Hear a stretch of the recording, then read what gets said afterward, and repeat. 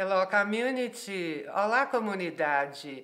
Welcome to Mvtv Podcast 7.5 Minutes. Bem-vindo ao nosso show.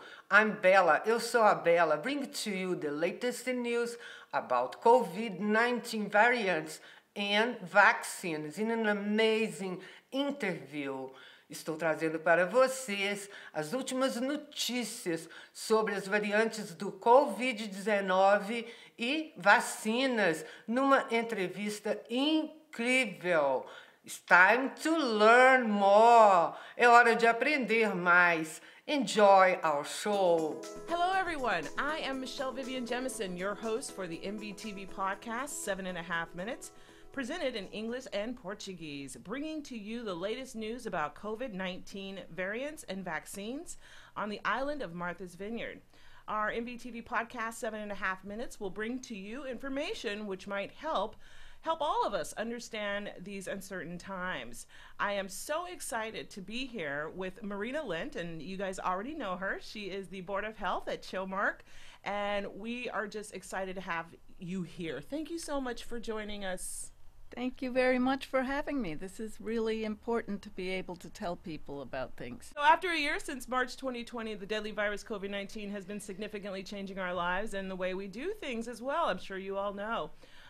Speaking at a public forum hosted by the Communication Ambassador Partnership, an interagency group, and featured speakers from the Martha's Vineyard, several organizations from Martha's Vineyard.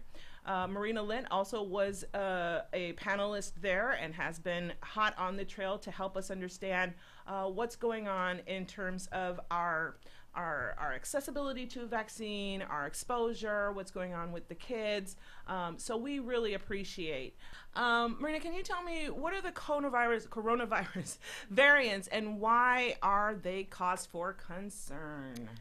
So the variants are a natural part of the way the virus goes when it infects many people. We have a number, the variants are of concern only when the changes that happen naturally make them either stronger, i.e. making you more sick, or make them able to spread more quickly. And the main effect we have seen in variants so far is that they spread more. That has become very obvious. Some variants are also sufficiently different in some part of the virus that they also make the vaccine less effective. And so the variants that we have seen so far started very early. The original Wuhan strain already changed in Europe back in spring 2020. And 2020 European strain is what infected people in New York. At the beginning, they really thought it was very much a contact of hand to mucous membrane contact transmission. So you would wipe something down because somebody might spill a drop, cough on a pile of spaghetti, on a packet, and then you would touch it with your hand and later touch your face and spread the virus. That actually has turned out not to be the main way this virus spreads. Okay. Some of the other, a stomach virus like norovirus is notorious for spreading through touching things. Okay. And it just sits there and you infect yourself. This one spreads through breathing. And for the longest time they thought, oh, it's only the big droplets. The ones that when you cough or sing or sneeze, you know the pictures they have in the hospital, it's flying off your face. They have since really proven that it is also the tiny droplets that are so small that they don't just fall to the ground or onto the surface, they hang in the air. So a hazard for transmission is air that stands very still, a room that doesn't have good ventilation, and many people sitting there for a long time just breathing and putting these tiny, tiny, tiny droplets into the air.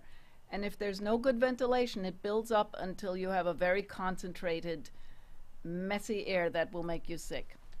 So, so in terms of these variants, have you seen examples of those other variants on the island? We have, in fact, tested for variants, and we found that the variant B117 that first came up in the United Kingdom in December and made their case counts go through the roof is also here on the island. What happens with these variants that are more transmissible is that you can have your case counts of the old variant just humming along or going down, and the new variant is coming in, and at the beginning it doesn't look so dramatic. And the old virus goes down and the new virus it slowly grows at the same time. It looks like your cases are stable. So you think, oh, everything's okay. But with exponential growth of the new variant, it hits a spot where at about 50% of cases, when 50% of cases are this more transmissible variant, that it takes off like a rocket. And that's what you've seen in the growth curves in places like the UK, like the US, like India, although they aren't sure exactly which variant is most responsible for the spread, but this is very typical for a much more transmissible virus. In regards to people under the age of 40, do you feel like you see more cases of that age range? It's really hard to say why, because the age group intensity changes over time for different reasons.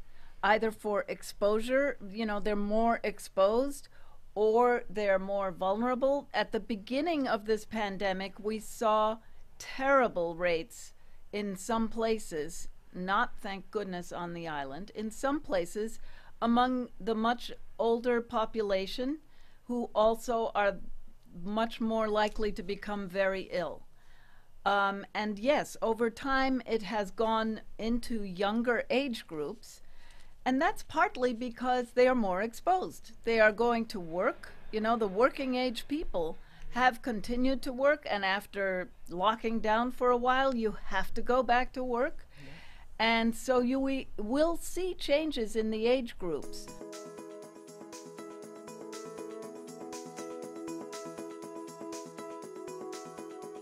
You watched the first part of the interview COVID-19 Variants and Vaccines. Você assistiu a primeira parte da entrevista sobre o Covid-19, suas variantes e vacina. Obrigado. Thank you for watching.